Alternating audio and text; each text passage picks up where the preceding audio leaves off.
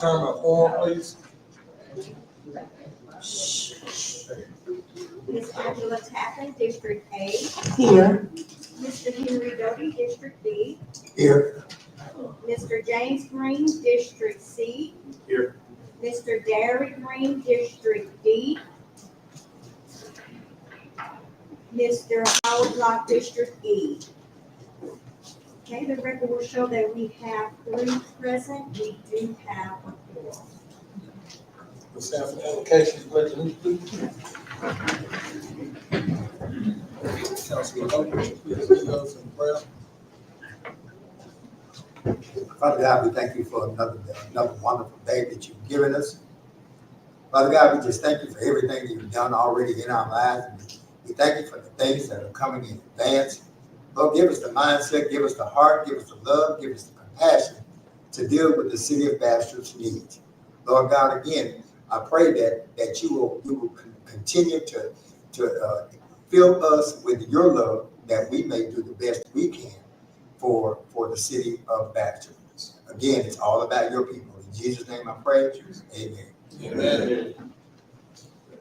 Pledge allegiance to the flag of the United States of America, to the republic which stands one nation under God, indivisible, with liberty and justice for all.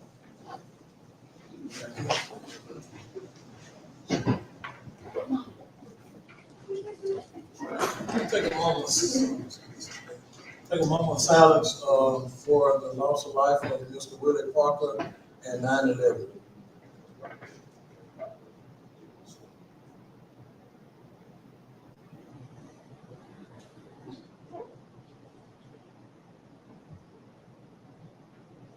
Thank you. 3, agenda modifications. I have just one request, and we may be able to handle it under unfinished business. I would like the status of the Colliers, street project. So I don't know which way we can do it, either under unfinished business or expand the agenda. It's just discussion. And again, members, Attorney Jones was unable to be here. He's asked the council to excuse his absence. He accidentally agreed to provide a pro bono expungement seminar tonight at Robinson Center Monday at 5:30. So he has to excuse his It was just a discussion item, Madam Pro Tem. You could put it at 12B. If unless there's an action to be taken, it could be just a discussion item. So we'll make a motion to expand the agenda to add 12B to discuss the status of the, is it Collier? Yeah, Colliers Lane, it's one of the solar panels Collier Lane project.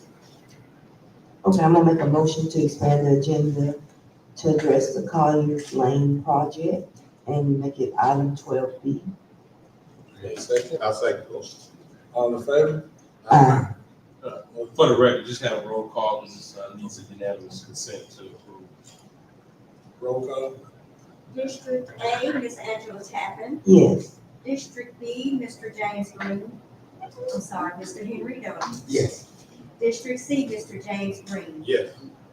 District D, Mr. Gary Green. District E, Mr. Howard Locke. Okay, we do have 3 in favor. That's unanimous consent, Mayor. That'll be item number 12B. I'd like to also add an item to the agenda.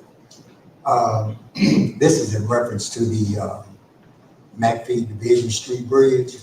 I am steady getting a lot of calls and asks about what's the status on it. And I think if we can publicize that, then people will have a better idea of what's going on. We know there's a lot going on with the meta site and everything surrounding that. But we need to make I think we need to make a public comment and let people know exactly what's going on with that project. Make a motion. I'm waiting. I'm gonna tell you about that in the public comments. I was gonna give an update on it unless you just want to go into discussion about it. let's go ahead and add it to the agenda. It won't be a big discussion. You gotta make a motion. You gotta make a motion. Yes, I, That'll be 12C to discuss the status of the McAfee Bridge project. I'd like to make that motion to add, To expand the agenda, and add 12C. to expand the agenda, to add the McAfee Bridge, McAfee Street Bridge to the agenda. A second. Yeah, this requires, requires unanimous consent. District A, Ms. Tappan. Yes. District B, Mr. Doty. Yes. District C, Mr. James Green. Yes. District D, Mr. Derry Green. District E, Mr. Howard Locke. Okay, record will show that we have 3 in favor. That's 3 members present, man, that's unanimous. Members, I think you have a request from members, distinguished members. Okay. Cindy Hendricks. Yes. 10056 Lynch Lane. Start with that. It's over.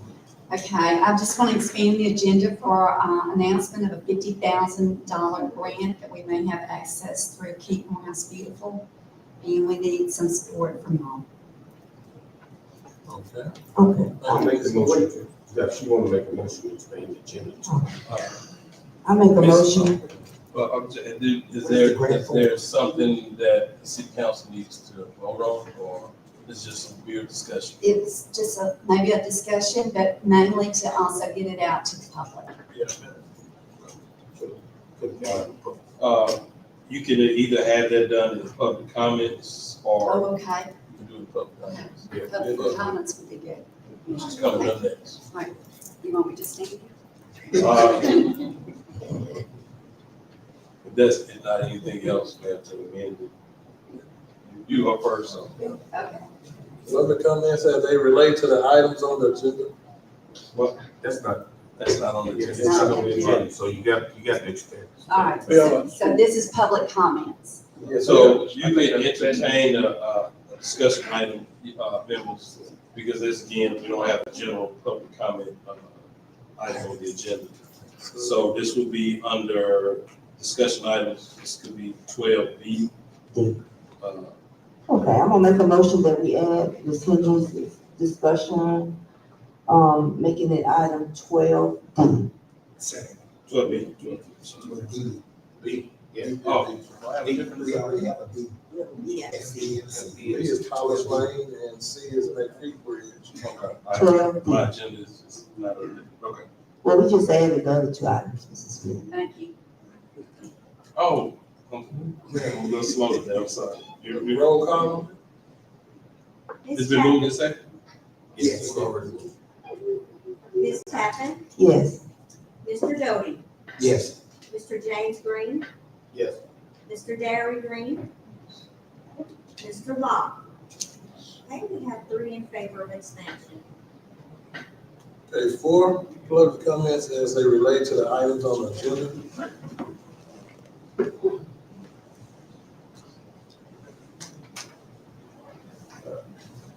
Good evening.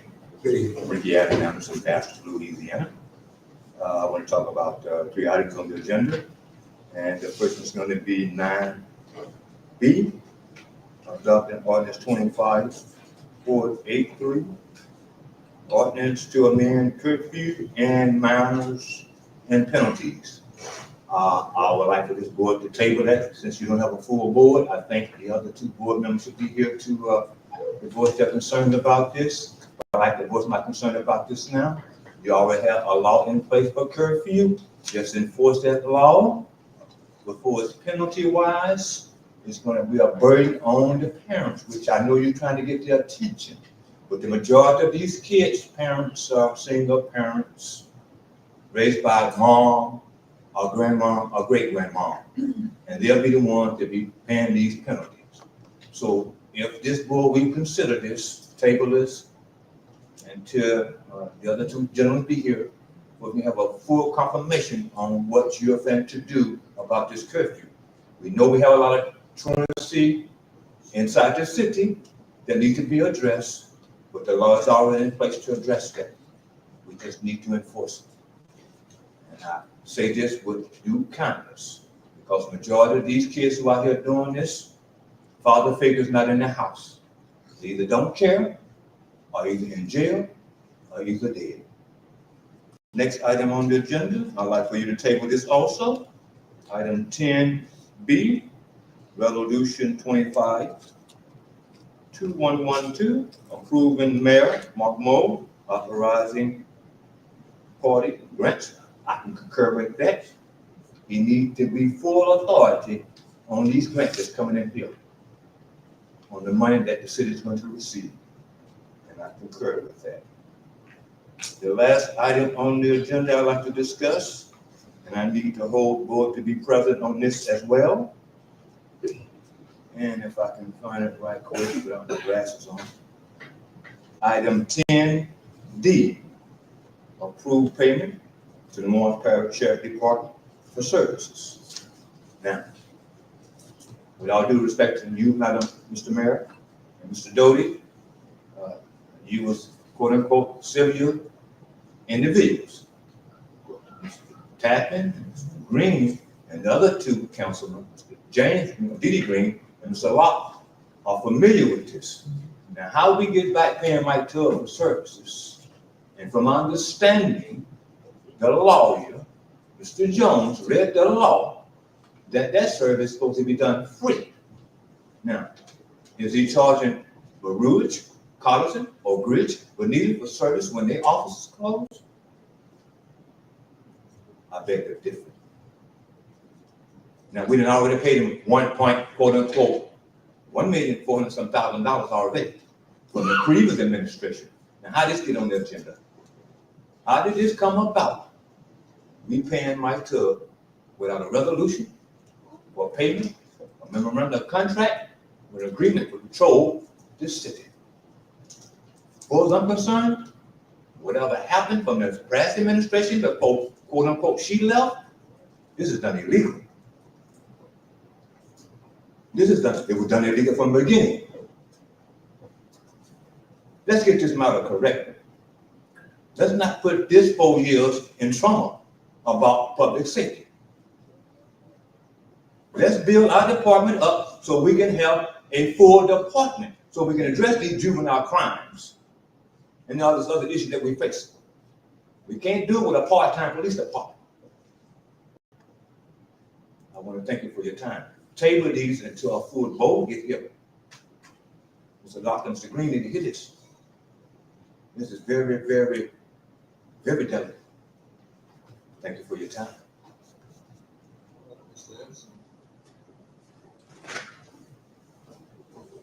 Good evening, Commissioner Charles Bradford. I have several items here on the agenda I'd like to discuss here. Address, Mr. 1320 South Washington Street, Bastrop, Louisiana.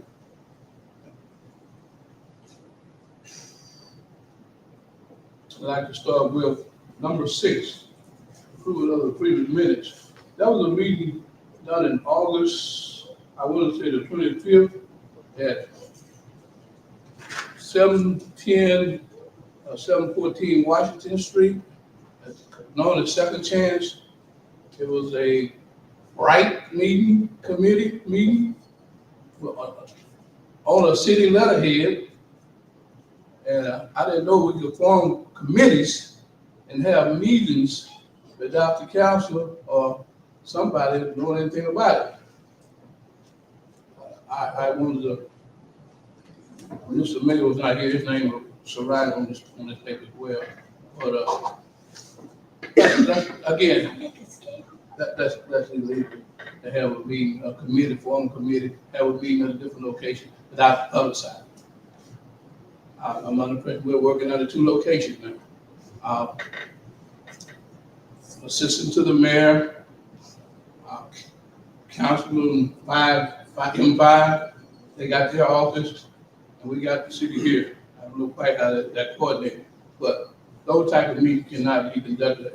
Anytime you have a meeting concerning city issues, make sure that you can post it. And I don't think you have any minutes from that meeting. meeting. I don't see it, unless it's in your packet. Did the council get a minute to that meeting? What you talking about? The meeting on August 25th meeting at Second Chance, the Bright meeting. You want me to give you a copy of it? I got a copy of the agenda.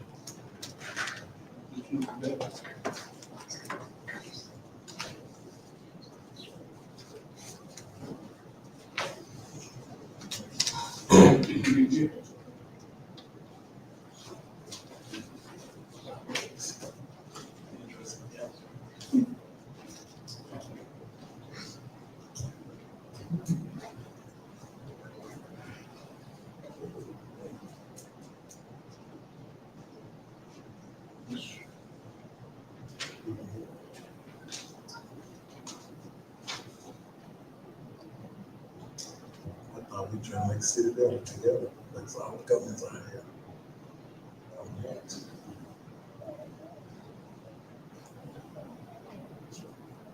I just watching the clock. What I'm saying to the alternates and the mayor, that when we have public meetings concerning committees like, the zoning committee, and all those different types of committees. I don't know if y'all know about this committee being formed or not. I don't know, do you? No, they don't. They don't, okay. They don't answer no questions. Okay, well, they, in other words, you know, you gotta be a little more transparent with one another, you know, that we know, because I hear certain committees that were located, that were present, but they weren't informed by the city, you know, it wasn't posted in the city, like, I think to keep the Mohawk Union was there, Miss, I'm not gonna call name, but some people were there. I would love to be there because I'm definitely interested in black in this community. I'm a citizen. These people don't live in the city, but I live in the city. If they're gonna meet about the city blight, I think it should be posted through the city. I'm sure the mayor probably would inform people, you know, I can appreciate him. He just started. I just want to, you know, keep him up and up on that, you know, that we all be informed. You know, thank you. I would at least be posted. At least be posted. You know what I'm saying? Like, when the zoning committee have a meeting, they have to post it. And that, like I said, the committee hasn't even been formed, for the college committee, according to that form. The next thing I will deal with, let me take one time, I got several here, sorry about that. Well, I want to confirm, Mr. Anderson spoke on the curfew, I'd like to speak briefly on the two. That I don't know if you decided to table because they asked you to or what, but again, curfew, we need to have more detail on the curfew, you know, because curfew, it's going to affect single parents that at work, you know, don't have a father figure. And like I said, I hope they get tabled because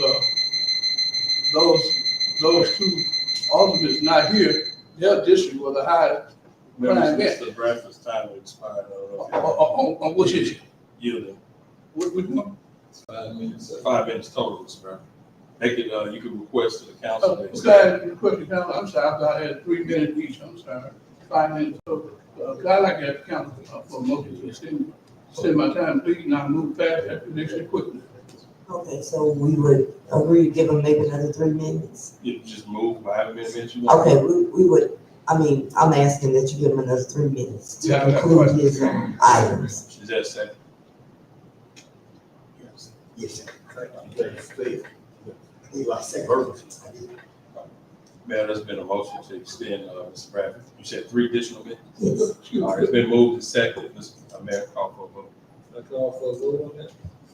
Ms. Chapman? Yes. Mr. Doty? Yes. Mr. James Green? Oh, yes, I got this clarification on this. Mhm. Like what he's saying, if we gotta get some rules, is it 5 minutes total, or is it 5 minutes each issue that we're addressing? That's something the public needs to know. Total per person. Purpose. It's total, but if we're gonna keep expanding it, we don't need more time. We can just do away with the time and be good with it. No, With the time, we'll be able to- I mean, what I'm saying is, if we're gonna keep letting people get more time, They haven't failed yet, we might as well not have a clock. We set a time, 5 minutes, that's what it needs to be.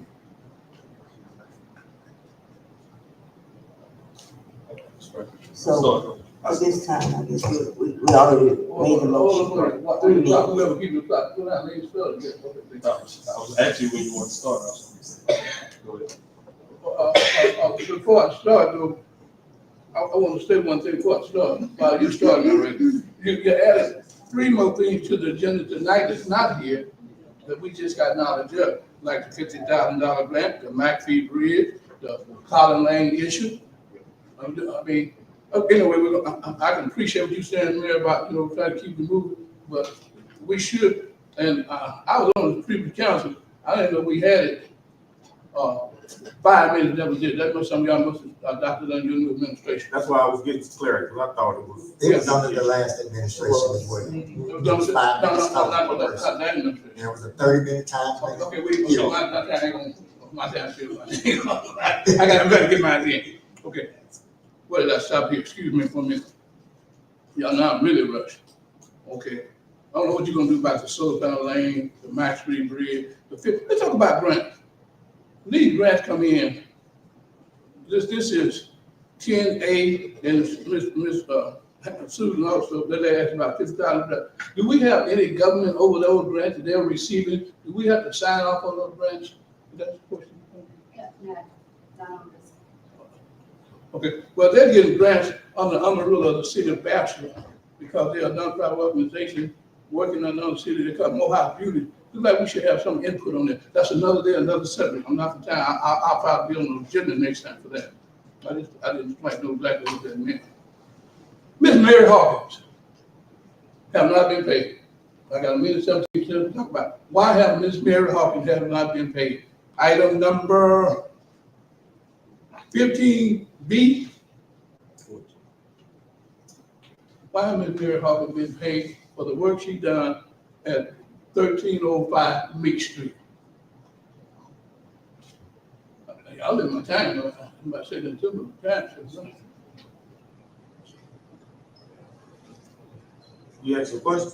Yeah. It's coming up. It's already up. Why have Miss Mary Hawkins been paid for her invoice she submitted? That she's on the agenda, and I'm responding to the call. See, let's go back to something like, oh man, 33 minutes. I'm at to ask for another thing. Miss Hawkins had been paid from the last administration, and then nobody can answer that. I want to say something about Sheriff like too. How did he get back in the payment when we told he would be paid? In the invoice I'm looking at dated the 27th of June of 2025, and I was sitting on the council. We approved the payment from Mr. Mike Taylor.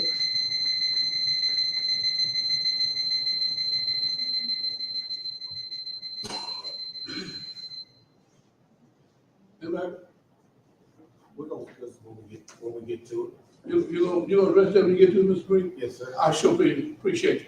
And I want to see where you change the time for public speaking, okay, in the future. I come to the week, I come to, I'm here every day, Yes, sir. I'm here every day. And I didn't get through half of my presentation, but I'm gonna be respectful of what you request. Yeah. Was it orders or resolution? They should support, I think it was a resolution, well, I would have heard that on time. I don't know what I said. Curfew's What you saying, you should be proud of. Curfew's. Announcement and recognition by the mayor of the district. Come send for Mr. Charles Kirk too. Well respected, really good guy, not me. Y'all can take 5 minutes, 20 seconds, silent, but they don't matter. Oh, here's the announcement. Oh, we got it. Just one District 8, Good man. District 8, and I think everybody in Morehouse Parish is so happy that construction has started on Highland and Country Club. I'm excited. Everybody's excited. So we do want to say thank you to Mayor what he say, you day, you way, well, we're seeing it, you day, you way, so appreciate it.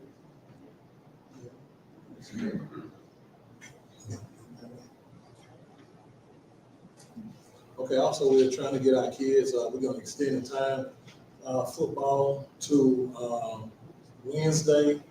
And then we got the helmets and pads moving over tomorrow. We will get the kids sized up, and we will have football this year. So Wednesday will be the last day you can sign your kid up for football, flag or tackle, Wednesday. We will start, we're gonna have football this year. Not giving back money, so this is gonna be the first year in a while. And I'd like everyone to support. If you know kids that want to sign up, please get them there. I think I got 2 people, well, I got 1 person who want to sign 2 kids up. They'll pay for it. So if you know any kid they're paying for it, you can bring them on up. Where are they gonna sign At the city hall, well, here on the 2nd floor, Park and Rec. Trying to get the kids something to do, come on, bring them up.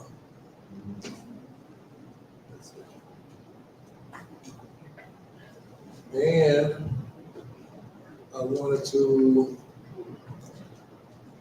announce we do have a governor coming October the 8th at the municipal center. And I want to thank the city workers for working really hard, not only just cleaning the municipal center up, all around the city. I give them some praise on it because they got the city looking real good. We still got to tackle stuff, and it's winter time. We will tackle a lot of those stuff that people are talking about. As of right now, I just want to thank the city workers. Mayor, you said, the governor on October 8th, do we have a time, is it like a luncheon?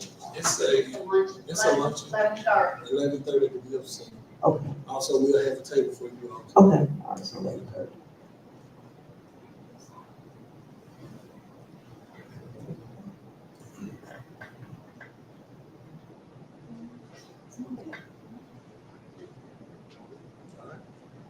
For the sixth consent approval of previous meetings, regular meeting, August 14th, 2025, and special meeting, August 19th, 2025.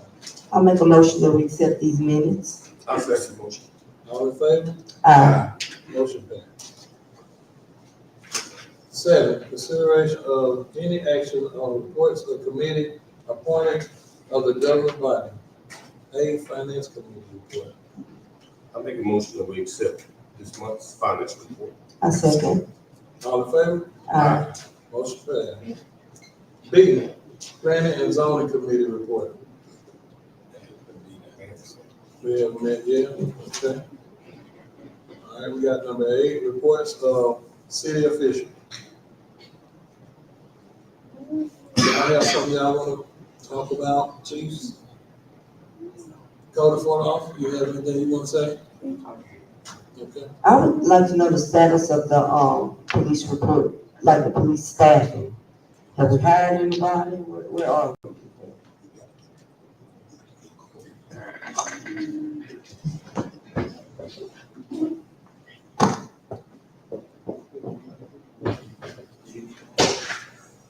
Because I can't read lips.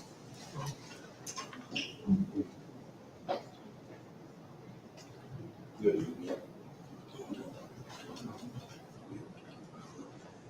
It's off. It went out.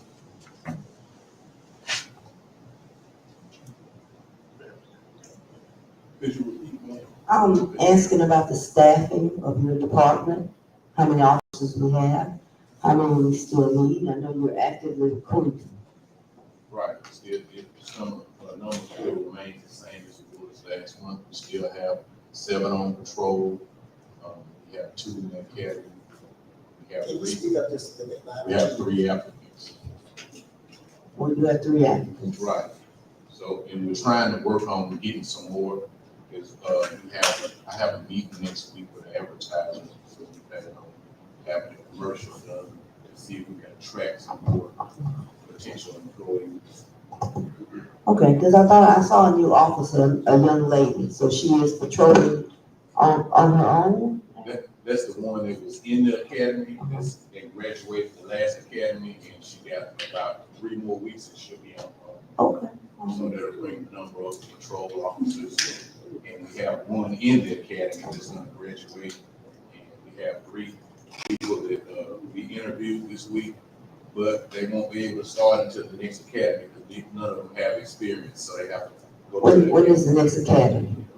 January. Okay, it's Yes. still reachable then. Oh, yes, yes. As far as part-time, I haven't had any part-times to approach me right now. Usually those are officers that are already working at other departments, so, you know, I've been reaching out to them. So far, the numbers remain the same. All right, thank you, Chief. Chief Reed, while you're here, can you talk about, how your patrolling is intersecting with the, or still moving along with the, Morehouse Parish Sheriff's Office? Is there patrol still needed, or how are we? It's gonna be on 10. No, is that not paper? I'm just asking about the patrol. It still remains the same. We have 3 nights out of the week that we're able to patrol with the full shifts, and on the nights that we are unable to have a full shift working, the sheriff department is still supplementing us. Okay. Chief, you just hold a lot of your comments, because we're gonna call you back up later on about that.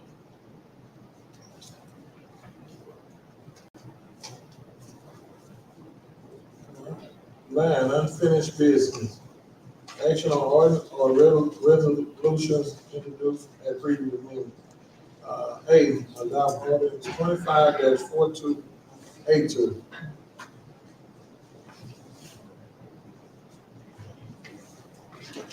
Members, Ricky Smith, Officer of the Mayor. In your package, you should have received a copy of the ordinance that Attorney Jones drafted and executed based on the recommendations that the council provided. Essentially, maintain the current structure of the zoning committee.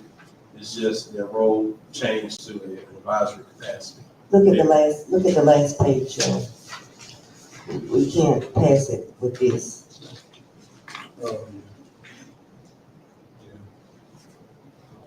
See the Yeah.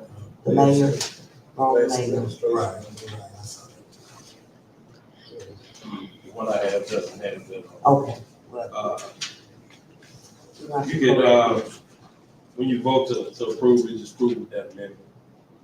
You amend, that, and I don't have it, so you have to verbally amend it to indicate the proper name. all right. Is that the only area you saw? Yes. Madam President? Again, members, it essentially goes away with that Board of Adjustments. That Board of Adjustments, if you looked at it as a practical application, cut y'all out of the process totally. With this change, the current zoning board still in place. It's just going to become an advisory capacity. And every item that's not approved by our right by the administrator, pursuant to the strict guidelines that are set, goes to the zoning committee in much the same manner it was previous. It's just y'all have to find the same number. Okay. Can we make a motion to amend the last page? You make a motion, President, Yes, that's right.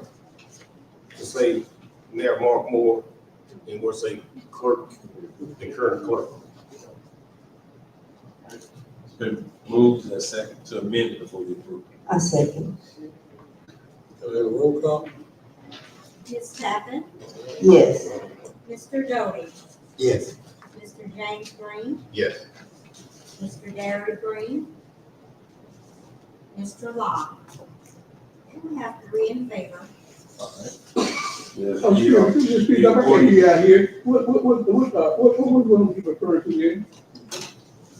I can't hear you out here. Ordinance 25-4282. 2582, Yes. special Usable bid? Yes. Okay, thank you. I'd like to y'all speak up, please. So that provision has been amended, members' pleasure. Okay, I make a motion that we adopt ordinance 25-4282 with the necessary corrections previously mentioned. I second. Okay, man. All in favor? Aye. Motion passed. I'm gonna ask for the, All in favor? Aye. any opposed? Seeing none there. That ordinance is adopted. All right. Let's go to B, adopt ordinance 25-4283. Yeah, members, this ordinance was provided to you in the packet. The high points, again, it changes the time frame to mirror what I believe some state agencies use in regards to set time parameters for these type of things. It says 1 hour after sunset and 1 hour before sunset. To keep from having, a arbitrary time frame that doesn't match up to, because we have daylight savings time and we fall back and spring forward. So those times may not necessarily match up. So those are some of the adjustments that were made in the ordinance by Mr. Jones per your recommendation. And again, there was some penalties that were changed. There were always been penalty provisions within this ordinance. It's just those changes that were recommended by council placed in the ordinance. That's subject to your review and approval.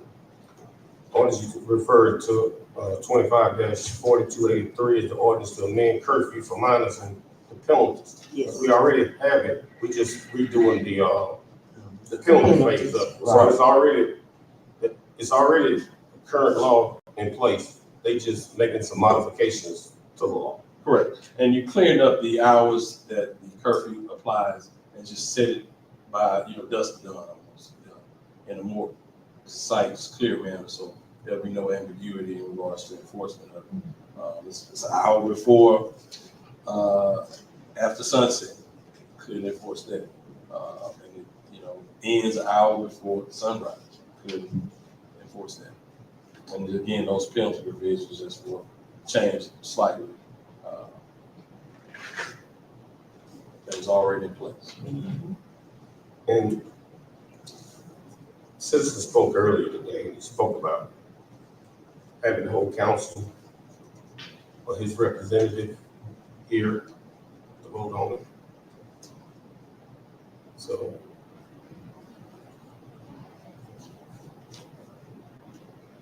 now you want to call for the vote?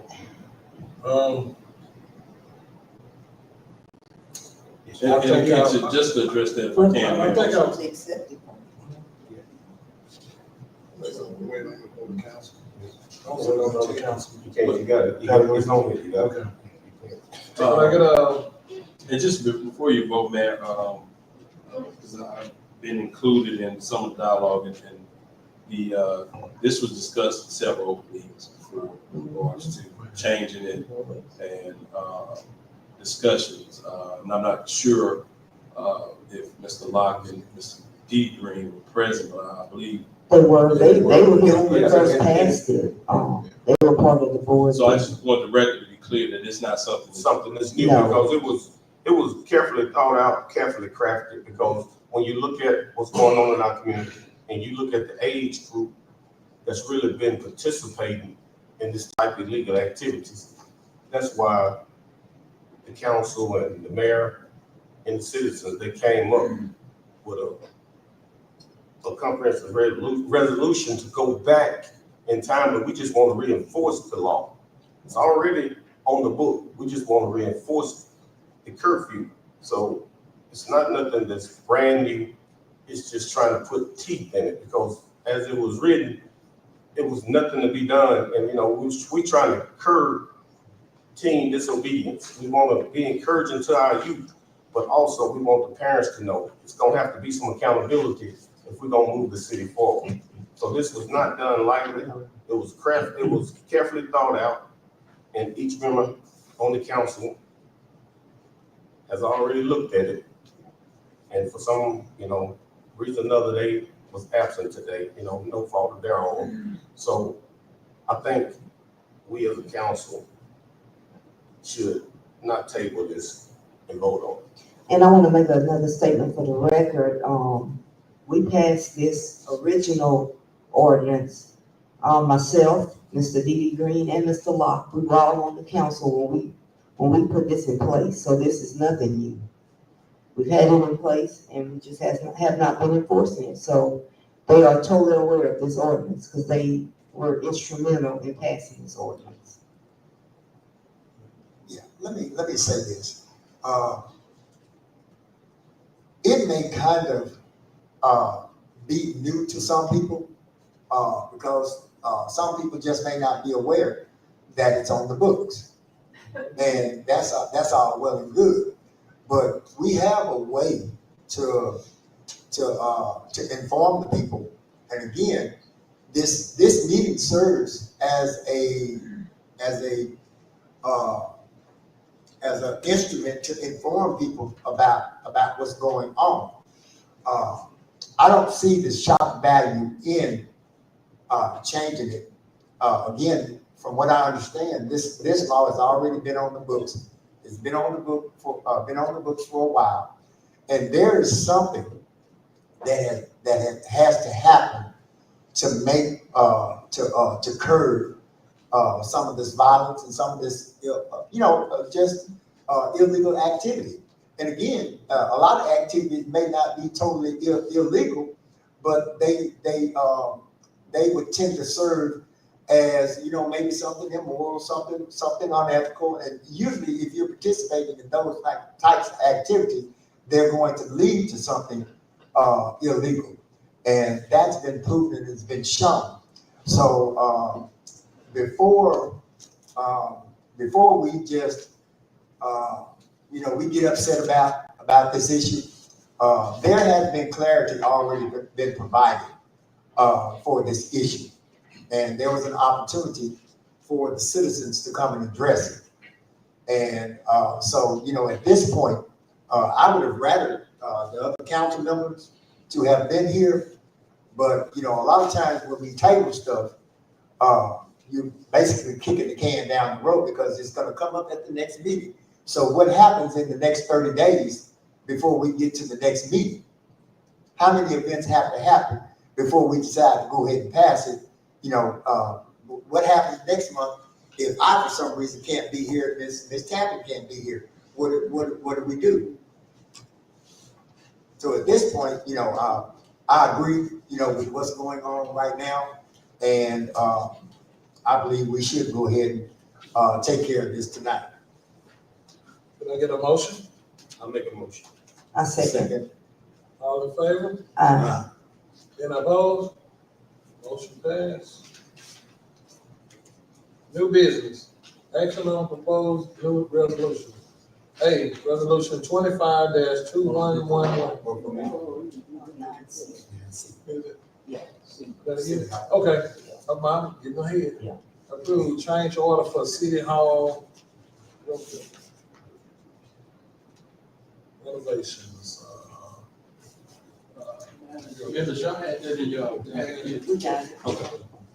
I also asked, was this the last payment we'll be making? I just called right at 5 o'clock, and he said this was the last payment that we'll make. I have a question for clarity. Why the big increase from 473,000 to 529,000? What happened that they increased it so? I don't have the, was it? Because look like every month we come here, it's a revision, Right. and it just keep going up and up and up. What is changing? Is the material cost?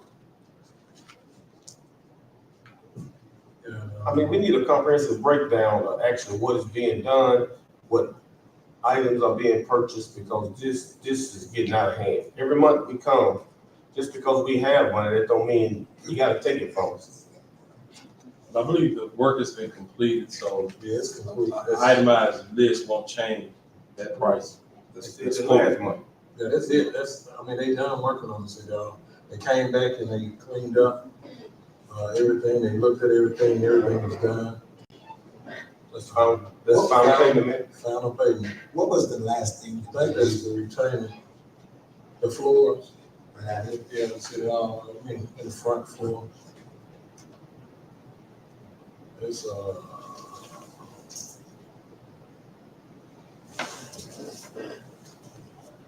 HVAC grills, 100% complete.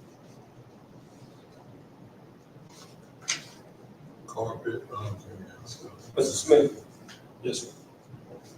you get time to do the research. What was the original figures versus the figures that we have now? Well, if you go to the ARPA report, the original, total cumulative obligations was $628,000. $628,221. And what's the cost now? That should be it. $56,000. So whatever that amount, I think Madam Pro Tem said it was 529. 529,000. $198,000. So, because I think the 400 and, whatever number that 73. was already expended, and that's a change order. We get most of those change orders, again, if itemized requests for those costs, you won't before approving it. You request it, but it's probably changes in, product costs, supplies, probably a number of economic factors that probably contribute to that. But if you want clarity before you approve it, because again, those costs are already incurred and obligated. They already done the work. So. It's done, everything is done.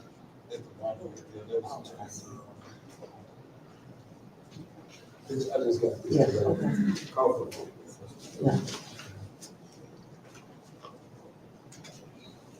Can I get a motion on it, a vote on it? Okay, I'll make a motion that we approve the change order. And I second the motion. All in favor? Opposed?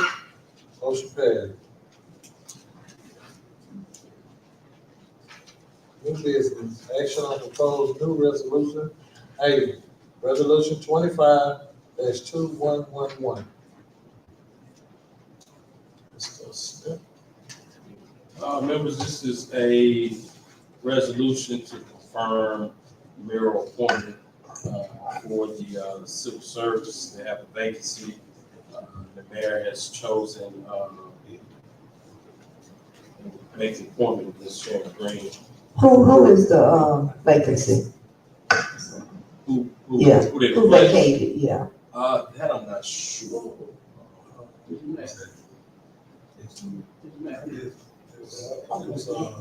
She turned it down. It's Matthews. Okay. That's one of them. Ms. Sharp is the other. Who? Ms. Sharp and Ms. Matthews. Okay, so there's two. I gotta get another one. There's two We vacancies. gotta get this one so we can, have the civil service meeting. We can't do it without it. Yeah. So, yeah, I think this is Okay. necessary for. All right. Well, I'll make the motion that we approve, Ms. Green as a civil service board member. Okay, can I get a second?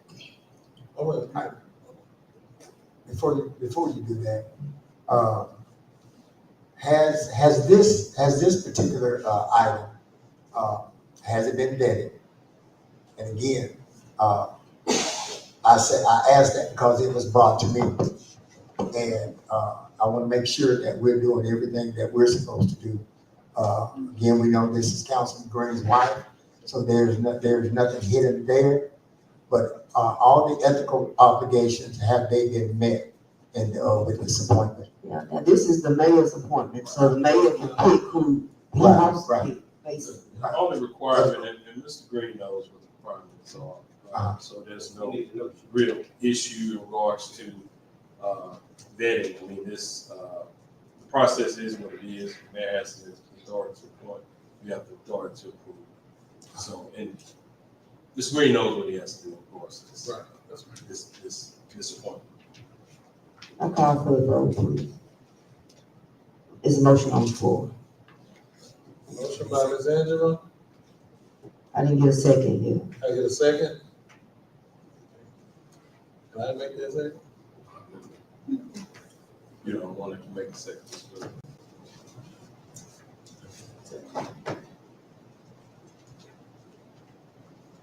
All right, man, you can Civil say, Service Board? you don't have a second, so. So they won't be able to We meet? can't be able to have a civil service meeting without a second. When is the next? When is the next meeting, Chief? So if something happens real bad, we won't be able to. October 16th, I believe. So Mr. Green said, if you can take, you can pass this, and if Mr. Green or Mr. Locke show up after, We can bring it back up. Okay. All right, so Mayor, at this point, you just pass it, and the other councilman comes, it's just automatic text to the next. Okay. So pass, so we pass, It fell because of a lack of a second.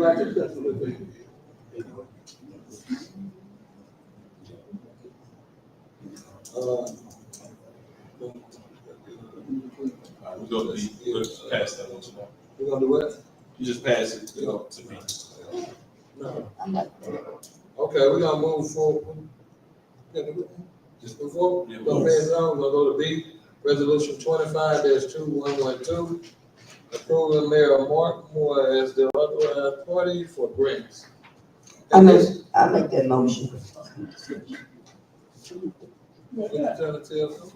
It's been moved. Yeah, I just, that's quick, I get a chance, because in no time, because I think it's very important for the mayor, it came across my desk, I know about that.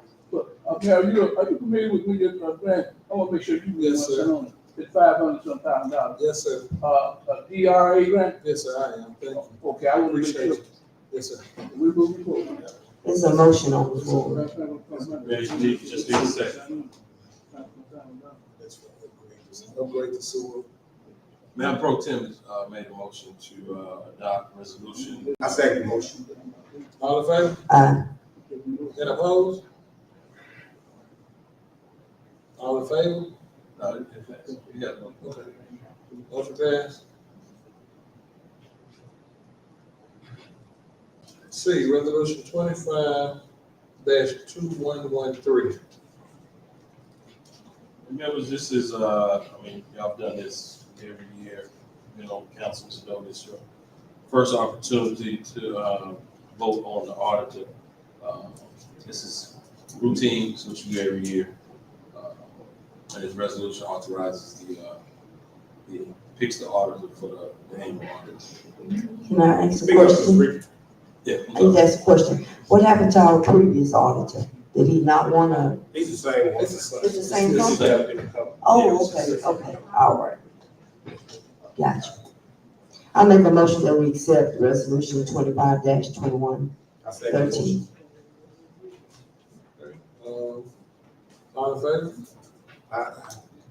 Any opposed? Motion passed.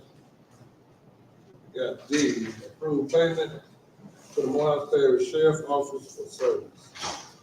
We work on it 3 days a week and the sheriff covered the service. What was the bid? All right, members, again, Rick Smith, here with the Office of the Mayor. In your packet, I included a memorandum outlining the sheriff Tubbs request in regards to reimbursement for salaries incurred by his agency for providing supplemental patrol assistance. Look at the periods that outlined in the memorandum. It goes from June 28th to August 20th. Totals $15,920.03 for 421 hours, 421.75 hours, which included assisting and/or responding to 94 complaints. Question, Yes, sir. how many other municipalities have to pay for patrol? Outside of entering into a cooperative endeavor agreement and the city council or parish entity, well, city council entity approving that cost. That's the only circumstance where it would happen. This is brought to the council because this, Sheriff Tubbs submitted this invoice to the mayor. There's no CEA in place. I got a point of information. Okay. Yeah, there's no CEA in place. Right. So in order for this to be paid, it has to be approved by resolution of council. And it's, it's your pleasure on what you decide to do in that regard. So that's all I have to say. Councilman, I got a question for you. When we passed the budget, the money was already allocated and allotted for policing. For overtime. For Overtime policing. For the department. Okay, so I got another question. So we done away with CEA, with the sheriff department. Correct. My other question is, if we done away with the CEA, because when we spoke to Attorney Jones, as long as the police department was open, the sheriff department had a duty to assist. Correct. But just listening at the police chief, he said they actually was shut down 3 days a week, 2 days a week. I don't want to quote it, but we actually was shut down sometime. So they actually was performing the duty by themselves. My question is, if we would have been open, the sheriff would have a duty to assist. But why did we close our police department down and rely on the sheriff department when we did away with the CEA? Councilman Green. Because we don't have a CEA to pay them. We don't have a contract because we did away with it. So why would we close down at 6 when we don't have a CEA with the sheriff department? Councilman Green, that's a good question. I think Chief Reed, if he's here, come forward, he'll be in a better position to answer that question.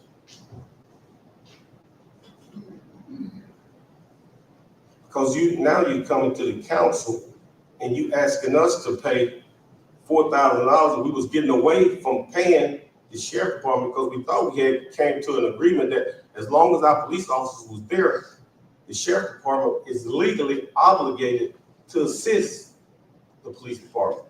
That's why we stress the emphasis of staying open 24 hours, so therefore they would have to render assistance. But I'm kind of lost for words now because you set the budget, we streamlined the budget, and the police department is doing a great job. They actually saved on overtime. Correct. When I looked at the sheet, they actually did a great job. But then you offsetting it by us having to pay the sheriff department. And if we continuously going down this route, we're going to bust the budget. This is not sustainable. And that's where I just, before Chief Reed, before you answer that, I just want to point out to the council, we look at the footnotes in, on the memorandum submitted to you. The overtime budget quarterly that we put in the budget for overtime for just the police department is about $17,260. I want to commend Chief Reed because he's at a pace to where at the end of this quarter, he looks to expend around $13,200 in expenses. So that's a savings of almost $4,000 on his current trajectory. And if Chief Reed keeps that management up, that's going to save the city almost $13,000. But this 15,000 is gonna offset all that. It will reduce, the Chief Reed will have to work on a budget, overtime budget of about $13,000 for the last 3 quarters of the year. And that's assuming if Sheriff Tubbs is paid this time, I'm sure he will send another invoice out, expect payment again. But I can't speak for the Sheriff Department. But in regards to this payment, we don't have a CEA. And this would have to be approved by the council to be paid. So you saved 4,000, we paid the sheriff department 15,000. That's it. That's going to have to be adjusted in the next 3 quarters to compensate for that. So Chief Reed would go from having a quarterly budget for overtime of 17,000. I guess what I'm getting at, since we already allocated the money, and we don't have a CEA, I think it's gonna be that day-to-day operation with the mayor, come up with a plan with the sheriff department to see what they could do, because we already done allocated the money. Now, I see what you're saying, that we don't have a CA, but then you won't ask us to pay him $18,000. And I wanna know why. And then I got my answer earlier because I didn't realize the police department was kind of shutting down at 6 o'clock. 3 days a week, 2 days a week. Chief Reed, can you address that? It's a personnel issue. They can only work a certain amount of hours and come back and be able to work the next day. So if you, with the amount that we have, if we don't do it the way we're doing it, they would never be off, and it's just not sustainable. Okay, I had a suggestion a year back, probably a year back. My suggestion was, if you gotta bring in extra help, still staff every shift with your own people. Could we do, At least if you have one full-time officer on this shift and then the sheriff department supplements.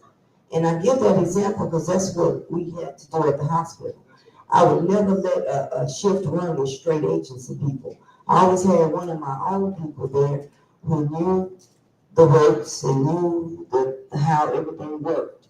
And then you supplement to what you have. This is an understanding that will have to be made probably with the mayor and the council, between Sheriff Tubbs, that type of agreement. We discussed this a couple of months ago when we had an officer involved incident where we had one officer working and there was supposed to be 2 deputies working, and it almost turned into a tragedy. Luckily it didn't. It happened several times, and at that time period, I was instructed by the appointing authority not to put one officer out at night by themselves and depend on the other agency to back us, to make sure I always had at least 2 for sure. And that's what I've been going by. I'm right there. We see it. We know what's going on. And they can say, one can tell someone they're gonna do something, but when it comes down to doing it, I'm right there seeing what's going on. And I'm not trying to throw any shade at anyone or anything, but believe me, the one officer is not gonna work like that. And then you gotta look at the fact that when you bring those other 2 deputies in, then you really gonna be paying, because their overtime rate is $30-something an hour now. All right, I have a question. I'm just asking. Or do you or the assistant chief patrol? The assistant chief is out on sick leave. I help out when I can. I have administrative duties along with also helping on the felonies that we receive. I don't have a assistant chief anymore, and he's probably not gonna be back before he retires. So as far as front office personnel, you just got me and one other person. Chief, I got another point of information for you. You run 3 on shift. How many is the sheriff running on the shift? How many is they charging us per shift? How many men? So is it overtime or is it regular time? So when we're running 3 people on the shift, the sheriff department doesn't assist at all. No, I'm saying, when you close down, you run 3 on the shift, our shift. When they take over, how many are we paying, how many officers are we paying them per shift? It's supposed to be 2. We're paying them 2, okay, are it a premium or overtime? Overtime. Overtime. but now he didn't move to, he got 1 now. Now that's what he said he was gonna do. He was gonna move to just 2. 1, because he can't afford to keep. So let me get this straight. This is Morehouse Parish. Baxter is in Morehouse Parish. So you tell me that when you say that he's just gonna go back to 1 officer assisting you or 1 officer patrolling at night? 1 officer assistant and 1 officer patrolling at night, both. And then the backup would be the other officers outside the city, they'll come in and help if needed. Okay. And that's why I was stressing the point that we really need to arrange to have a meeting Yes, with the sheriff, yeah, we will. the council, the mayor, and all of us. And the governor's coming on the 8th. We need to pull them to the side and beg for money, please.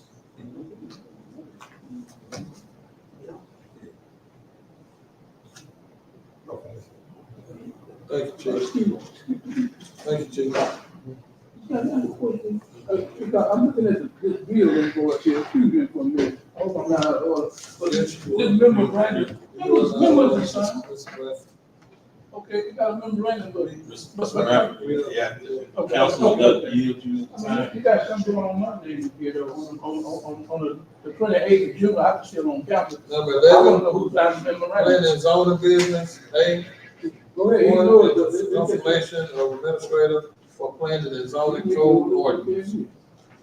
Members, again, you passed the new ordinance regards to special use. Part of that now definitively established who the administrator is in the process for selecting that administrator.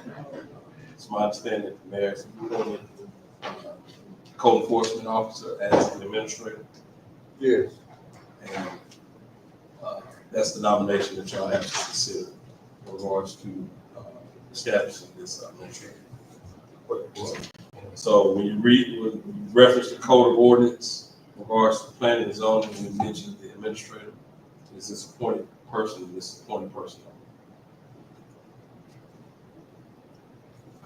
And that's our code enforcement officer. Yeah, Mr. Yeah. I make that motion. I second. All in favor? Any opposed? Motion passed. Mayor, could he come up and introduce himself to the people that do Yes. not know him? Yes,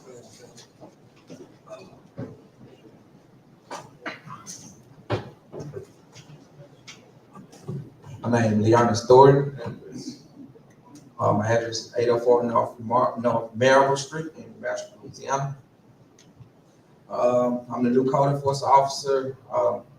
It's a pleasure to be working here. I'm just asking everyone to be patient with me right now because I'm working a lot of stuff that was already on my desk and I'm trying to play catch up. But we're gonna get this city tackled without this blight. You're looking at me, they must have told you about me. I'm playing. But it's a lot I right know, now. I know it is. We're gonna get it done. I'm already, out signing, getting everything back to my system so we can get these letters out and get everything done. Of course, it's a process, so. All right, thank you. All right. On item B, 131 Elm Street, she will not be here, she couldn't make it tonight. So we'll table that. You the motion Take taken. it, you can't take it, you got it for motion. I get a motion to table that then? I'll make a motion that we table, this application. I second it. All in favor? Uh, Any opposed? That item will be tabled to the next meeting. Number 12, discussion items, A, Pamper contract and related issues. that's my, item. I was asking for, consideration of allowing a second ambulance service just to have, contract to be able to come into the city or the parish in case of emergency. Now, it was a lot of issues last couple of meetings, but Pafford has, resolved a lot of these issues. But still, they're limited on trucks. So I would like to allow another ambulance service to come in case of emergency. There's no way that we want our citizens staying in the ER for long periods of time. If they have emergent conditions, they need to be, transferred out. So that, I know it's up for just discussion, but I am definitely, interested in having this. So I'm making notes for Attorney Jones. We want to review alternative options for ambulance Yes, services. for emergency services, yes. I mean, of course, Catholic would still have priority, but it's just if they cannot, get the patients out in a timely manner.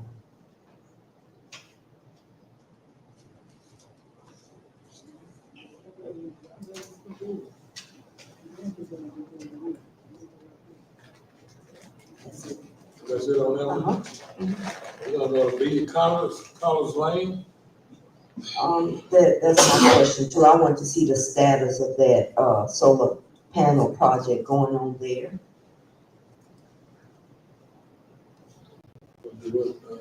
The status of it, are they working or what's going on with Collins Lane? We got a code enforcement officer now, so we should have some answers Okay. next week. Still working. Okay, all right, okay. All right. So Madam Pro Tem, we put that as an agenda item for next month. Yes. We'll have to add it. There we go.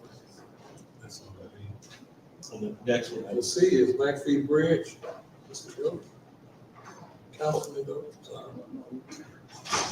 I'm looking for an update, on the project.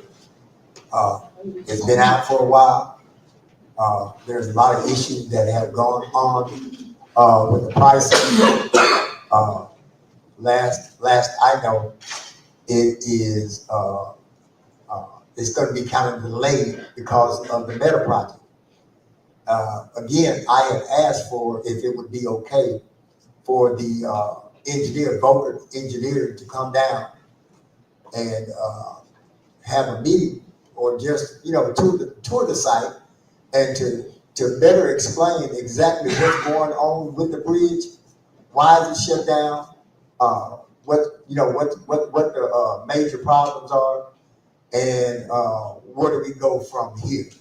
And again, it's a big concern to that district, to District B, because it's limited the routes. So basically, that's what the ask is. What the current status is of the bridge.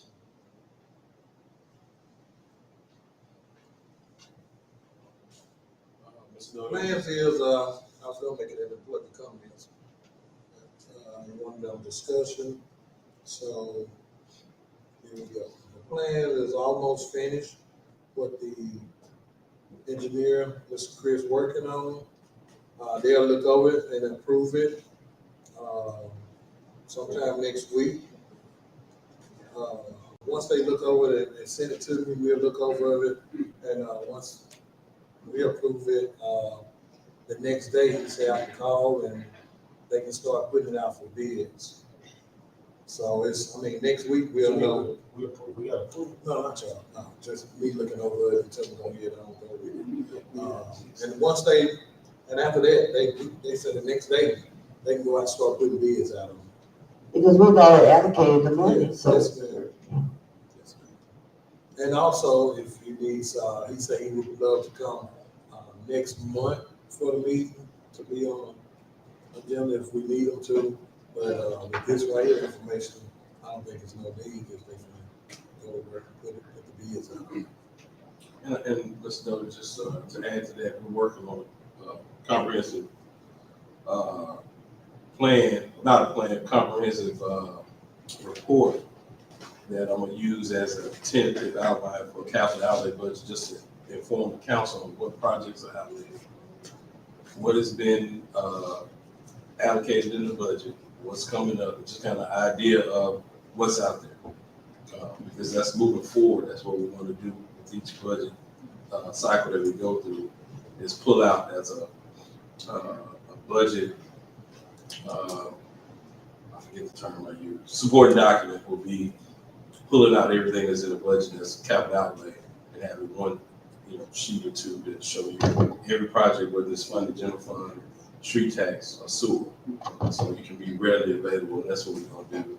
It's just, I think the mayor addressed that a couple meetings ago, that, uncovering projects here and there and getting correspondence about projects that we weren't aware of coming in on July 1st. So it's been a process just identifying them. So that's coming. So That'll be, yes. That's coming. Yeah. Mayor was Have them finished. all out there, so you'll know what's coming next. A lot of stuff we don't know about. Right. And it's, look all you want to pop up and like to then out. But, yes, he's being very transparent with that Free Bridge. It's at the end now. I mean, all the thing we do now is look over the plan, look over it when he sent it to us. I'll be okay it, and the next day, they'll go out for bids, and I don't know how long that process is about the bids. Okay, if you will, my major ask is, can you, before the next meeting, or he comes, or when you get the plans all laid out, can you ask and give me an answer? Why is the bridge out of service? What is going on with the bridge for it to be down in the first place? What do they have to fix? And that's what's unknown. They're gonna put Yeah, two They trains the for it. structure, I was, the whole structure was unsafe. They gotta tear it completely down, out, everything's gonna be gone. We're gonna use two train courts, put them side by side, so the water can flow through. And they're gonna cover it back over with dirt and everything else they do. But the whole bridge everything's just messed up on it. It's All of that under the bridge has got to be dug gotta go, out, everything you see. from side to side. Everything's gonna be done. They'll replace it with train courts flat. Put them side by side, and it'll be a wide area. We might have to put a guard on both sides. But everything got to be replaced. It can't be patched up. And let me ask this last question. Is there any plans to have the bridge, once they get done, but is there any plans to have like a sidewalk on either side, both sides, or either side of He it? said it was gonna be real wide. I don't know about the sidewalk, but it's gonna be real wide. The bridge itself? There won't be a bridge anymore, but yeah.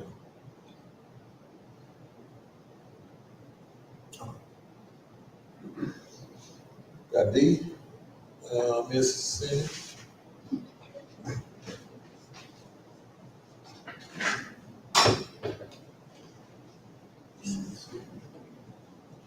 Do I need to state my name? Miss, name address. Cindy Hendricks, 10056 Lynch Lane, Bastrop, Louisiana. This is about a grant that Keep Morehouse Beautiful would like to apply for. It's a T-Mobile grant, and it's for $50,000. I wanted to make y'all aware of it because I need your support. This grant is for a structure to be built on the property of the Sheriff's Department. It's adjacent to the property located to City Hall. You know where I'm talking about? Yes, Right here in the green, in the grass area. in the grassy area. Yes. The reason we chose that is secure, it's already maintained by the Sheriff's Department. It is a space which employees of the city and the sheriff would have, sheriff employees would have access to on a daily basis to relax at a break or just to talk, just to have a private area to talk. And we thought that would be very convenient because a lot of times just even take a lunch break. Now, as far as the service to the community, there are many different ways, and I'm just going to name just a few. But it would be great for the access it for May Madness, for people just to go and sit. We thought that being Christmas lighting, if we wanted to have any kind of event or anything out there, that it would look nice. And it would also be good for picture taking. So it's just a nice little area, and I don't know for sure, but we're looking at maybe a structure that would be, not really a gazebo, but a structure that you could sit up under, and then we would also maybe use park benches and things like that out there. The police jury has already committed to it for us to build a structure there. And I've already got an architect that's going to be looking at the way it's going to be built. We're going to try to make it where it looks very cohesive to what we've already got. And so what I'm asking y'all, and I'm asking any organization that would like to send a letter of support that's part of the grant to see how it's going to affect the citizens of Morehouse and Bastrop. So the grant is due by the end of the month, so I would need a letter of support from the city, so that I can get it in by at least September 25th if we need to make any kind of changes. I want to acknowledge all the hard work that I think that y'all are already, the mayor's already doing. Code enforcer, I told him I love this Facebook bill, that's really good. And this is one of the projects that I want us to really kind of use so that the city of Bastrop knows, the people can look at the city of Bastrop and know that we're trying to unify in Morehouse Parish and the city. And I know that a lot of, we've had the motto, Spirit, Pride, and Progress. So I just thought it would be a great time to, something that would be really good to kind of enhance the spirit that we already have and show that pride and that progress. So that's what I asked. And oh, if this is the address to address it to. It's T-Mobile Hometown Grant Program Review Committee. And this, I don't have any papers to give you on the grant because it has to be done online. So I already have some people, someone that's working on the grant, and I'm just needing a letter of support and anybody else that would like to send one. Okay. Thank you. All right. I'll give it to you, Miss. Okay. I hope y'all like the idea. Oh, yes. We have to go out there and eat lunch. Thank you. 13, introduction of ordinance. No, we, 13. Yeah. 13 what? 13, Yeah, we don't, they just got 13. 13, you don't have 13, Okay. it's 14. Now we go skip to 14. We don't have authorized of the opioid settlement claim. Oh, yeah, that's supposed to be on, that's where it's supposed to be. Yes. It's supposed to be right there at 13. Where is it on y'all agenda? Right? We don't have it on our review. Oh, you did it? Yeah, it was, Oh, it's redone. It's, Yeah, it's, you grab it? yeah, it's, they're on the table. yes. It was amended and posted this time. Okay. Appreciate you. Can you get another one? Oh, I'm sorry. Okay, 13 is,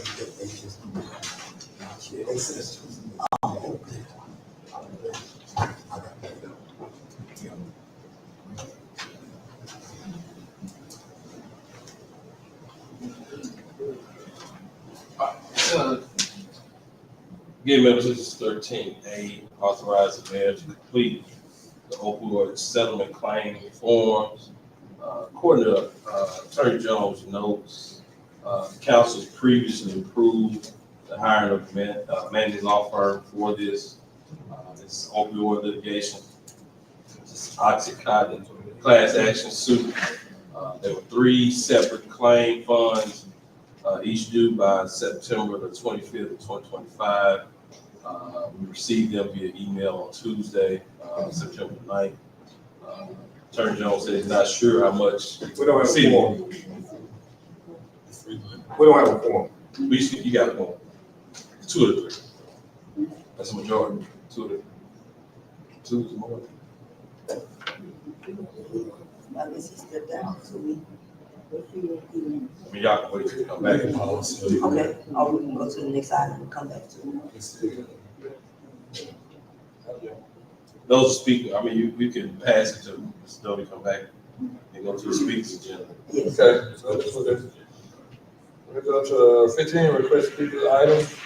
A, Tony Miles. Mr. Tony Miles.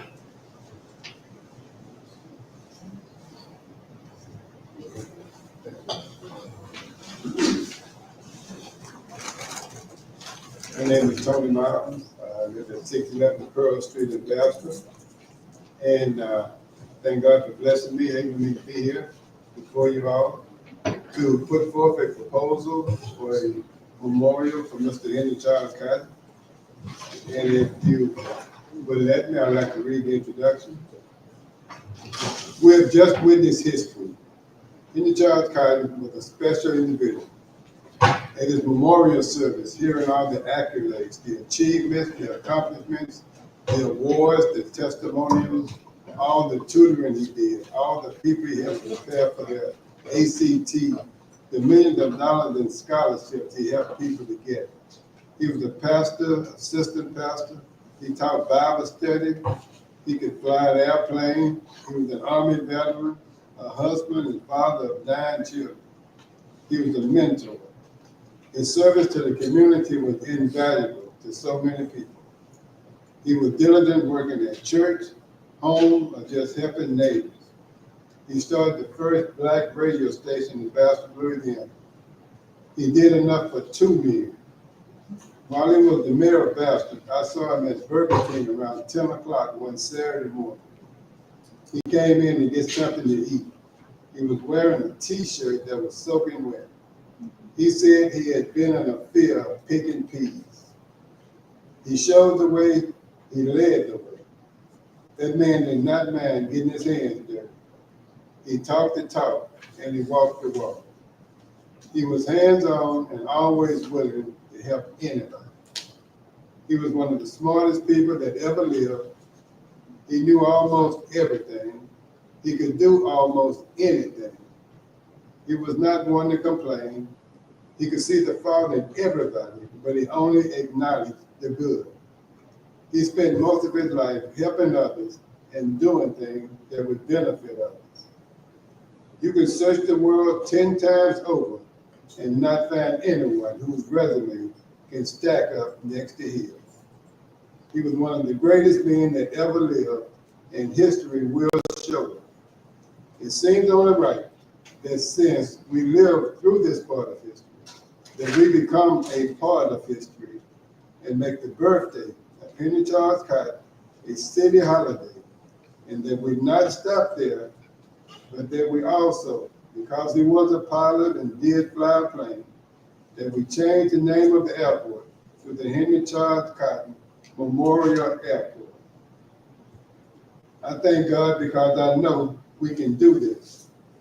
And I'm sure you all know about his mayoral accomplishments more than I. I was just reminded that he was a photographer and a substitute school teacher. He was always busy trying to make a difference. And if you talk to him, you probably heard him say, "I love you." I'm not trying to say he was a saint, where he was early in life and he was later in life. But you take a soldier, you put him on the battlefield, sooner or later, he's gonna have to come up and get some R&R. And after he is rest and recuperated, he gets back on the battlefield and he gives it all he's got. There's a verse in the book of Matthew. Jesus said, "Many are called, but few are chosen."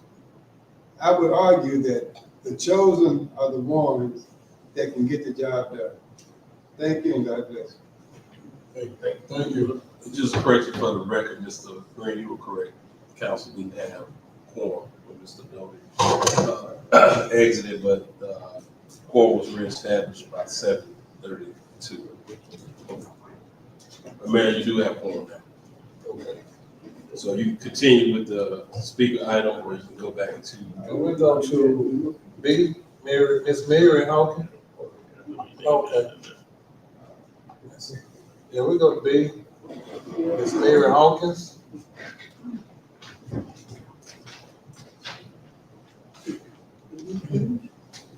And Mr. Smith, before you move to that, can you put those items on Mr. Jones's list?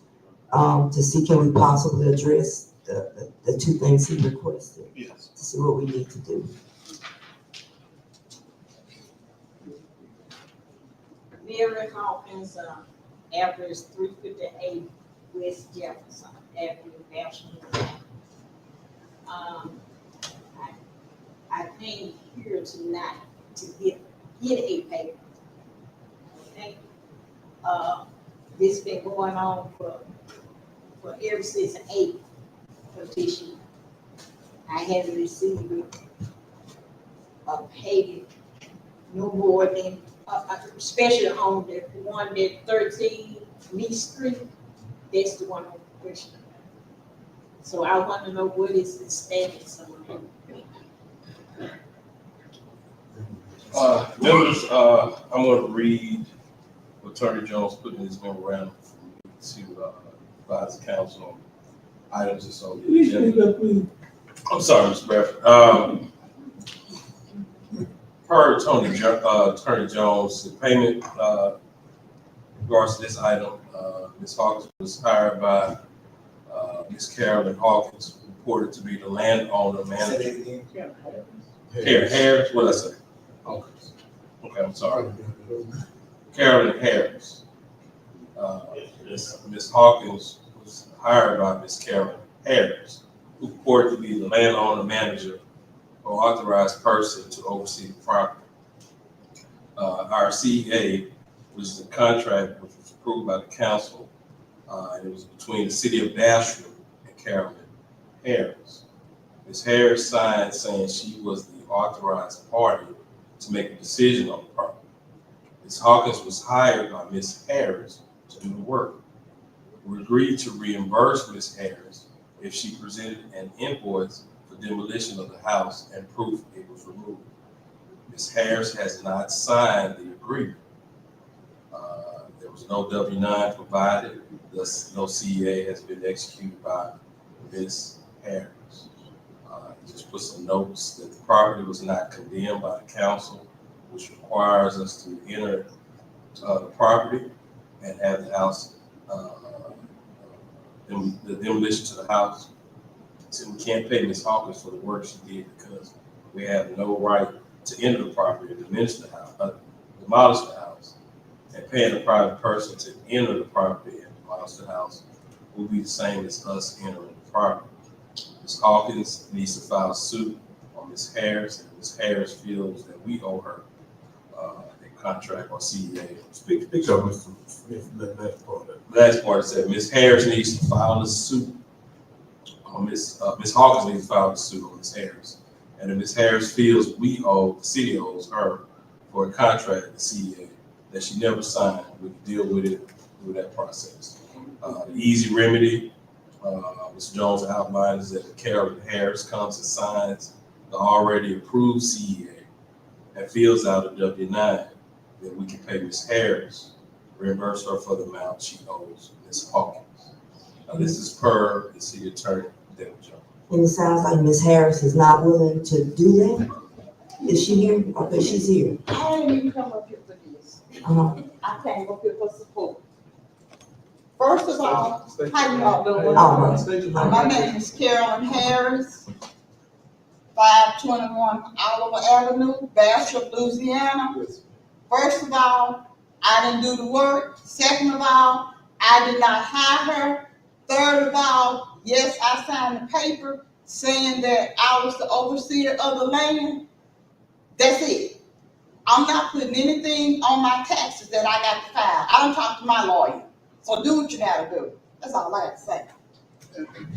My name is Let me speak to you, because I'm the alderman at the time that this took place. Hold on just a second, will you, Mr. Brett, please?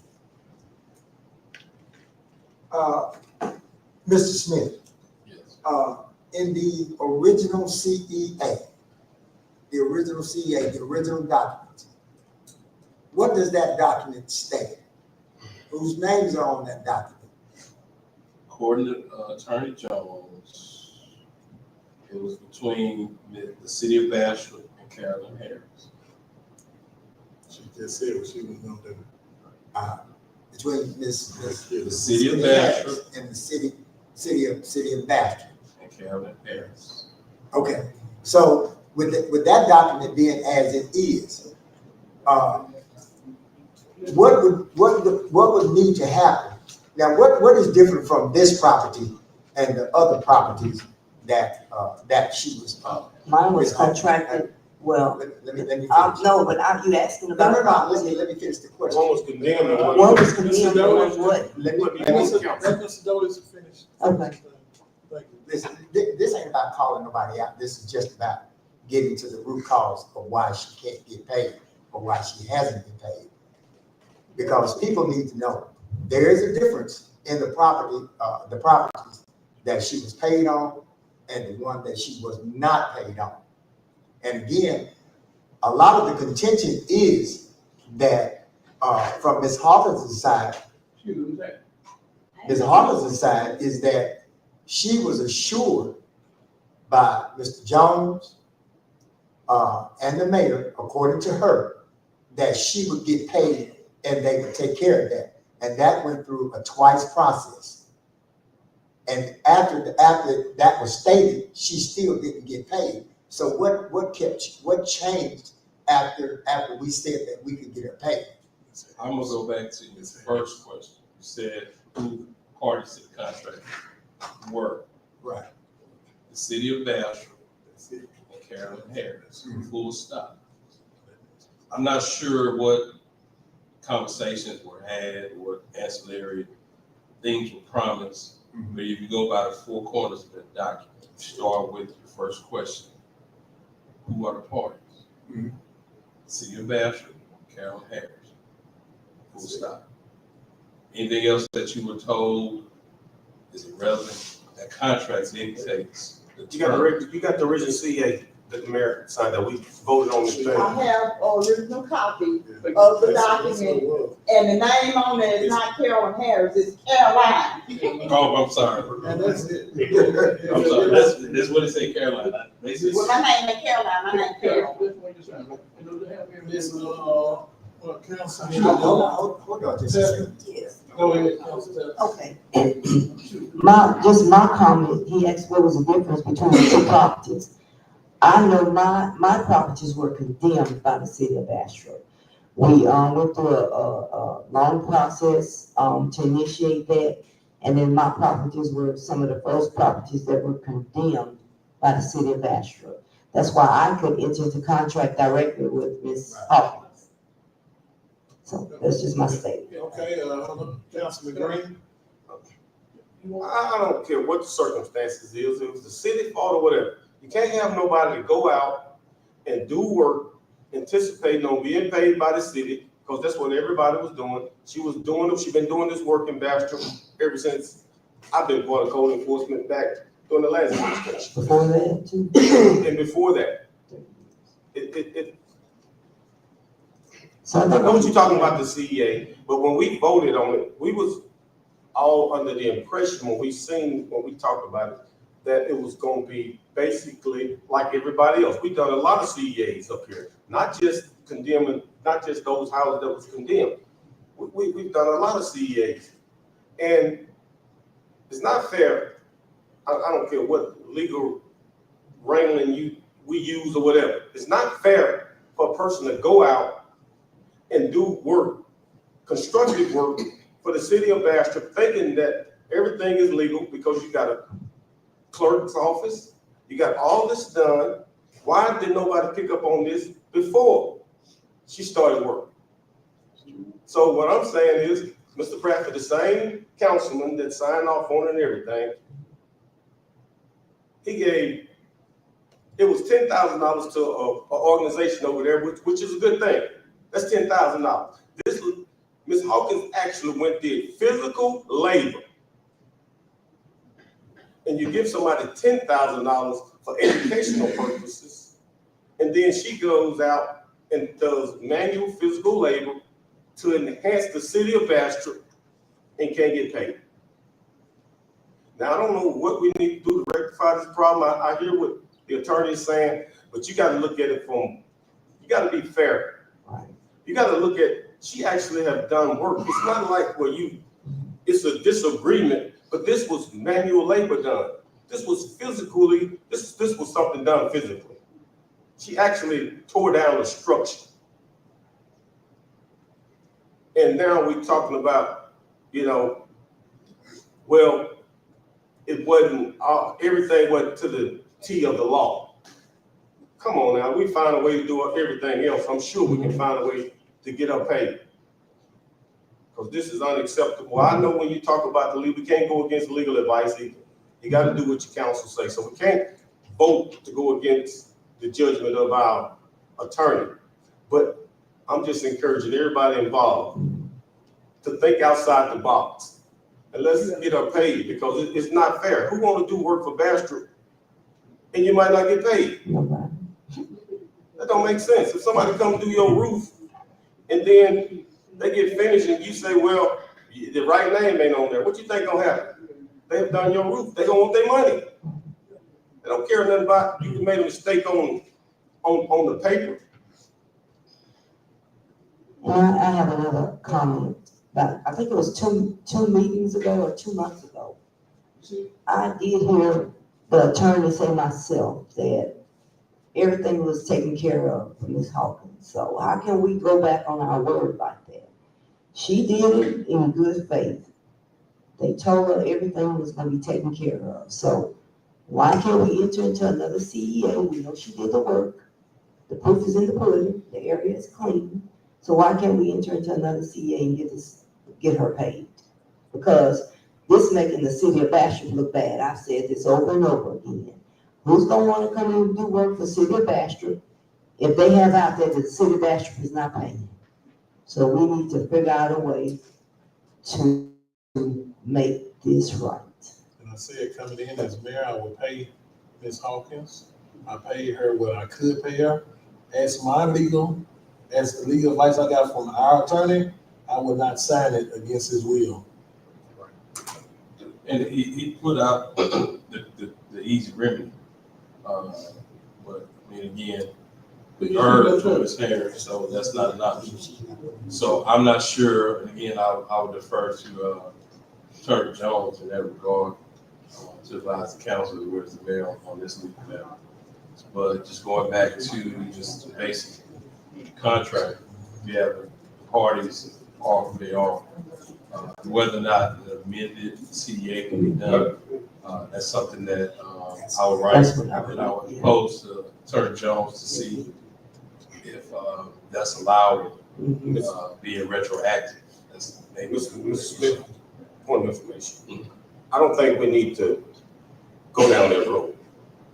Amending CEAs, going back and redo CEAs, because you're gonna open up a can of worms. Because if you do that, then that solar panel that we don't want over there, they're gonna do the same thing, come up here and ask for an exception. So I don't think we need to go down that route. I think we need to figure this situation out individually. I think we need to come up with a comprehensive solution to what has been done. Because it's an injustice, because she was doing it based on thinking that everything was in order. Right. So what she called a good faith exception, she was operating on good faith because she felt like, hey, I've been doing this all the time for the city of Bastrop. So what is different between what I've been doing now versus what I'm doing now?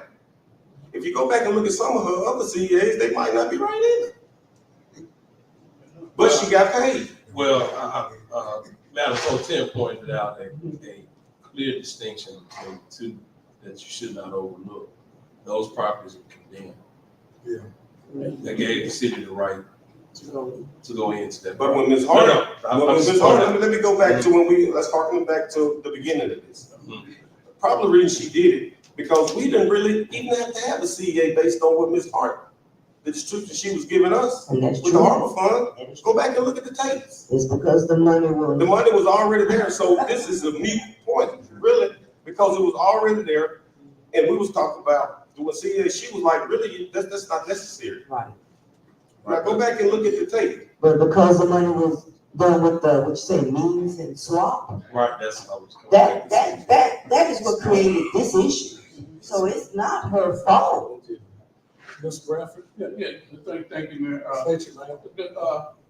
I just want to say, I heard everybody. State your name for the record again, Mr. Oh, I'm sorry, excuse me. Charles Bradford, 1320 South Washington Street, Bastrop, Louisiana. Okay. I heard everybody. I just want to give my input. My signature appear on that original form as well. Okay, let me show you how this works. Ms. Mary Hawkins' name is on that form as well. Now, I don't know why Mr. Smith don't have it tonight. He said, when he reading from the original form, have Mary Hawkins, Carolyn, they called you, and mine. I signed, Ms. Hawkins signed, Ms. Harris signed.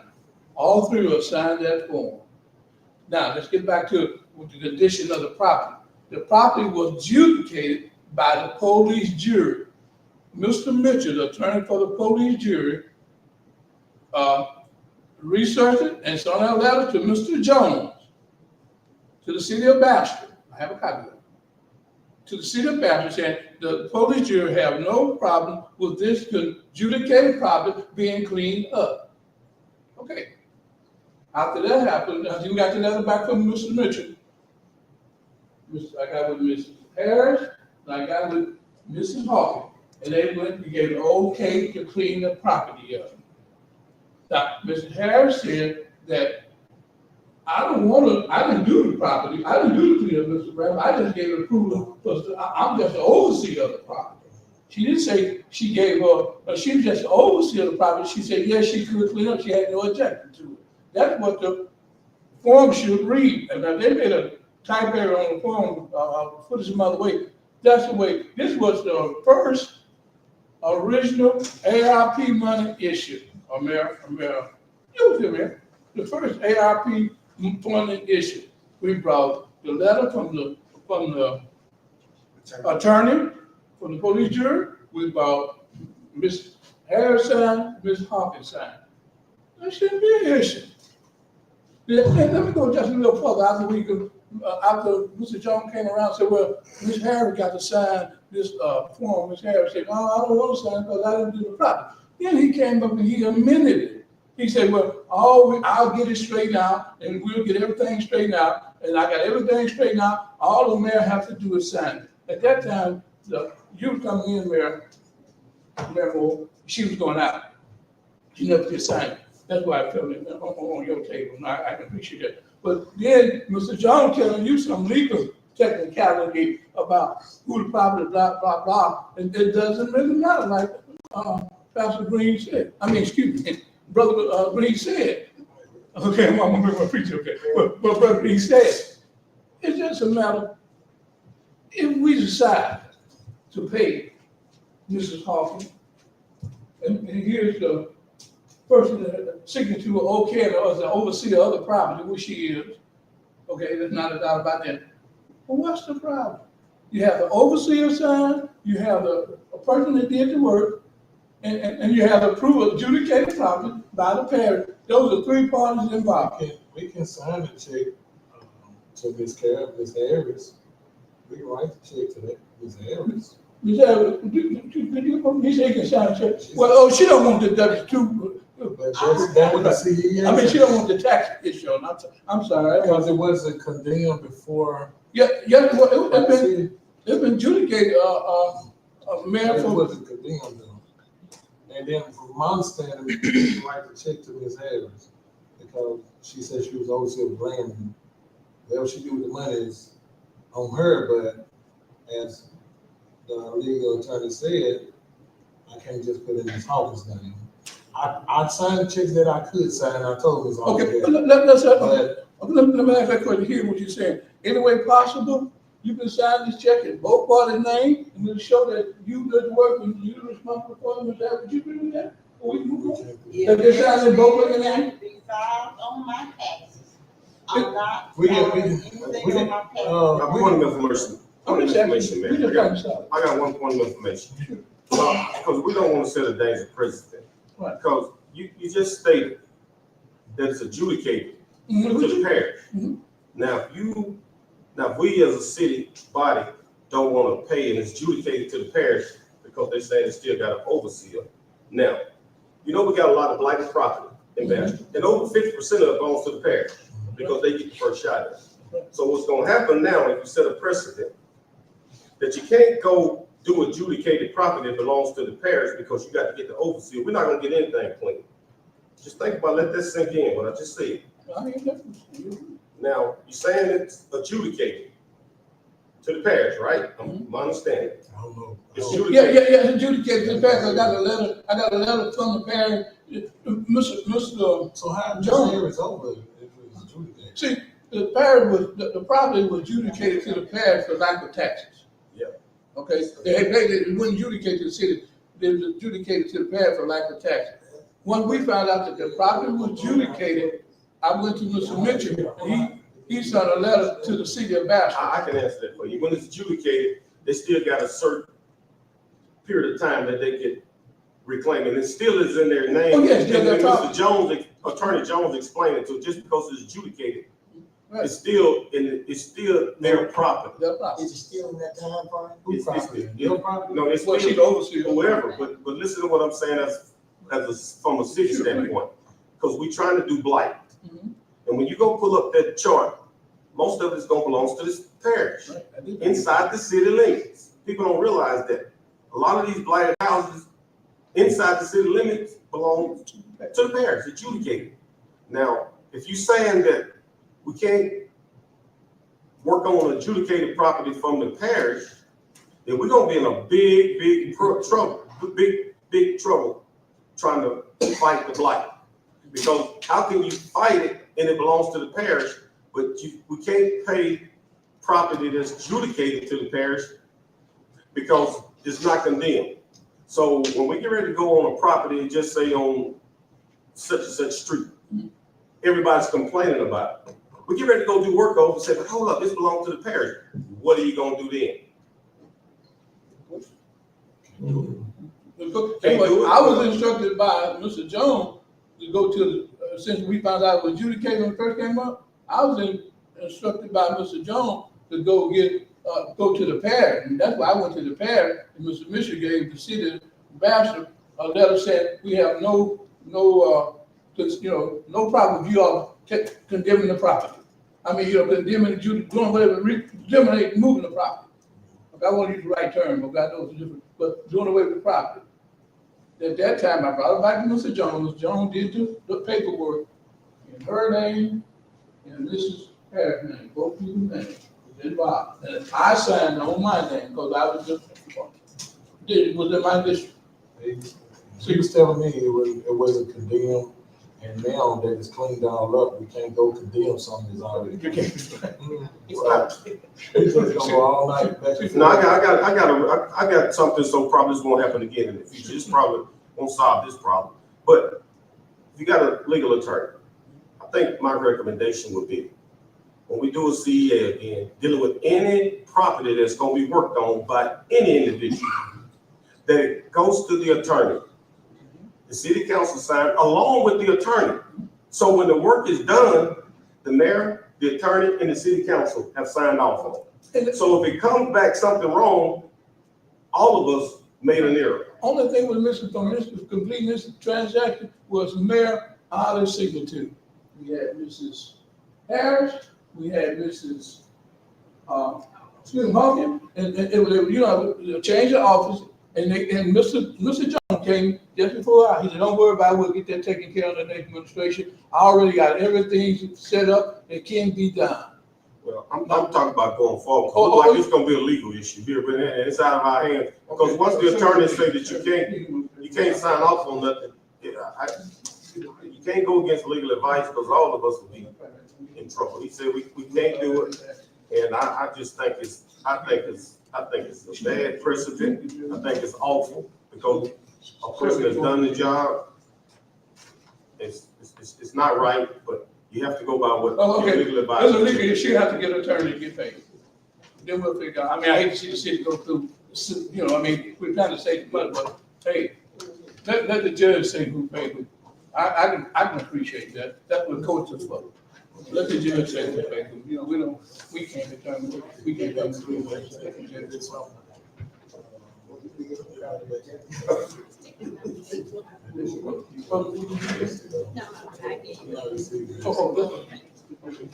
Man, we have, you just got one agenda item.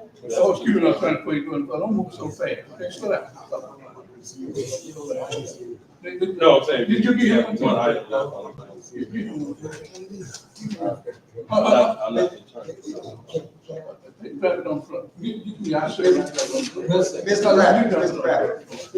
Mr. Bradford, Yes. if you will. Now, this is, we've given, as a council, we've given a lot of leeway. Hold on just a second. We've given a lot of leeway to this issue. I understand. What I'm saying now is you can't specifically, you can't keep interrupting the meeting with passing out stuff and doing stuff. And we've got to do this by. I didn't pass that, I'm just. I'm just saying. We're gonna move back to, we're gonna go back to 13. Hey, 13A. Mr. Smith, 13A, Mr. Bradford, Mr. Jones, Mr. Jones. We can't have that. Thank you, Mayor, thank you. Mr. Jones, y'all gotta start doing that job. You can't throw no paper at none of my employees. You have to leave it now. We go to 13A. That's why we have to stick with Robert Rules of Order. Everybody have to be, we just been It's completely out of order. it's We have to go back to Robert Rules of Order. Therefore, it won't be no problems. We're gonna have to start being strict about Robert Rules of Order. That's just the bottom line. Extended time, all of it. Everything gonna go back to like it's supposed to. No talking out of order, and that's how it's gonna go. Or they could be removed. 13A. Computer died. Members, this is authorized the mayor to complete the opioid settlement. Like I was saying before, council previously approved the management firm to conduct this, participate in this settlement. This is just authorized the mayor to do necessary paperwork. Attorney Jones said he's not sure what the ultimate payout will be, but it's no cost to the city. Once the money is received, GB general fund money, council can either appropriate this, if it comes in this fiscal year, appropriate, or just let it go into fund balance. I make a motion that we authorize Mayor Moore to complete the opioid settlement claim forms. Could be $5, could be $5 all in favor? Aye. Any opposed? Motion passed. Can I get a motion to adjourn I this make meeting? that motion. Second. All in favor? Any opposed? Adjourn.